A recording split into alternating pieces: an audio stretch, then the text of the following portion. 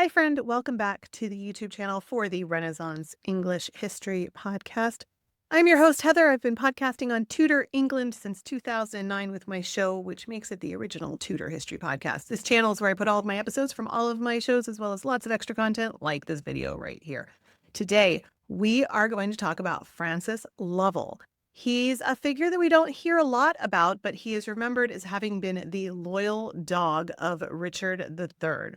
And, he makes appearances in historical fiction books from time to time, especially with the rebellion of Lambert Simnel. So he makes appearances there. So we're going to talk about this mysterious character.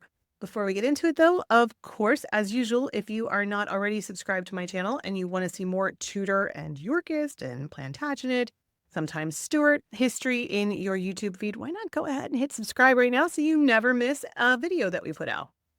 All right. In 1708, workers renovating the old manor house at Minster Lovell in Oxfordshire discovered a skeleton hidden behind a wall.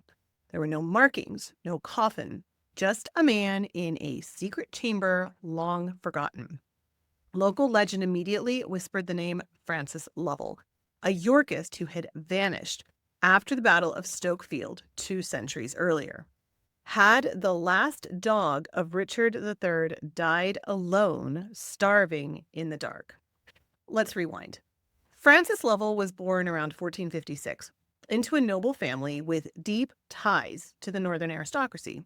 He inherited the title Baron Lovell and Baron Holland at the age of about 8 years old after the death of his father.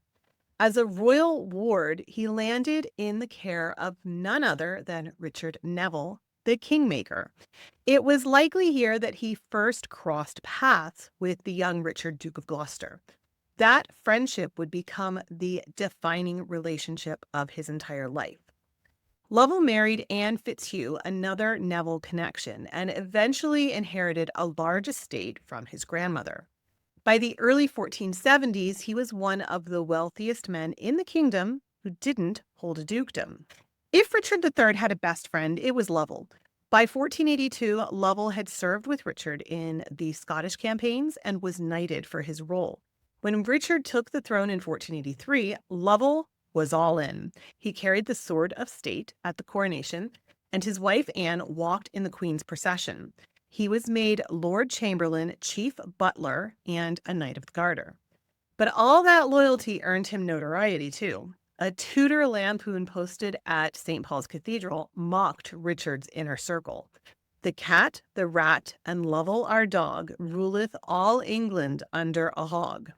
Lovell was the dog, symbolized by his family's silver wolf.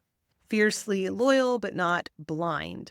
When trouble stirred, like Buckingham's rebellion later that year, it was Lovell who helped Richard stamp it out. By 1485, Francis Lovell was tasked with defending England's southern coast from invasion. But Henry Tudor, clever man, landed in Wales instead. At the Battle of Bosworth in August, Lovell almost certainly fought alongside Richard III, though no chronicler actually mentions him by name. That's never a good sign for your legacy. 2 lists of the dead even include him. But Lovell wasn't dead. He had escaped. He fled to sanctuary at Colchester. Then he slipped away again. By early 1486, Lovell was orchestrating a fresh rebellion in Yorkshire.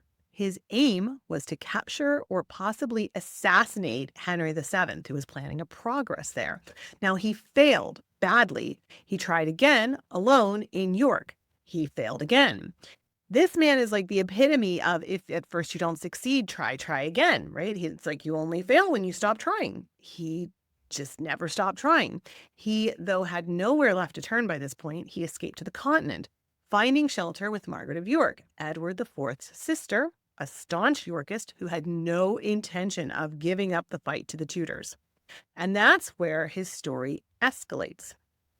Lovell played a central role in the next major Yorkist scheme, the Lambert Simnel affair. A boy was paraded as Edward VI, allegedly the son of the Duke of Clarence. Now, Lovell backed the plan alongside John de la Pole, the Earl of Lincoln, and sailed with Simnel to Ireland. There, the child was crowned in Dublin Cathedral. The invasion force landed in England and met Henry's army at Stoke Field in 1487. It was June of 1487. It was a brutal clash.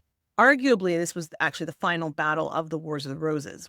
Lincoln was killed. Lovell was last seen fleeing the battlefield, and then nothing. A Scottish safe conduct was issued for Lovell in 1488, but there's no record he ever arrived. One story claimed that he lived out his days in secret, maybe even in Scotland. Another claimed he died trying to escape Stoke and was quietly buried at Gedling Church near the battlefield. A final story, the most dramatic, says that he returned to Minster Lovell, hid in his secret chamber, and died there in solitude. Romantic? Very. Plausible? Not really. Francis Lovell was loyal until the very end. He was a soldier, a friend, a rebel, and finally, a mystery, a history's mystery. A man who clung to a lost cause long after most had let it go. The dog who vanished without a trace. If you really want to dig into Francis Lovell's story even more in historical fiction, he has a central role in the book. It's historical fiction Time Slip, so there's time travel involved. I love the books by Nicola Cornick. They're so good. And The Last Daughter of York deals with Francis Lovell. So definitely check that out if you want to get into his story even more. All right, friend, we will leave it there for right now. If you got this far in the video and enjoyed it, I sure would appreciate to press that like button. You know what it does. It helps to feed, it helps to feed that algorithm and get our content to even more people. I hope I earned your subscription to my channel where I put out content like this on the regular. Thanks so much for being here. If you want to continue to binge History's Mysteries content, why not check out this playlist of History's Mysteries videos that I did? Or here's a video that YouTube thinks you'll like. Thanks so much for being here. Remember, you are deeply loved. I'm so glad I shared the planet with you. I'll be back very soon.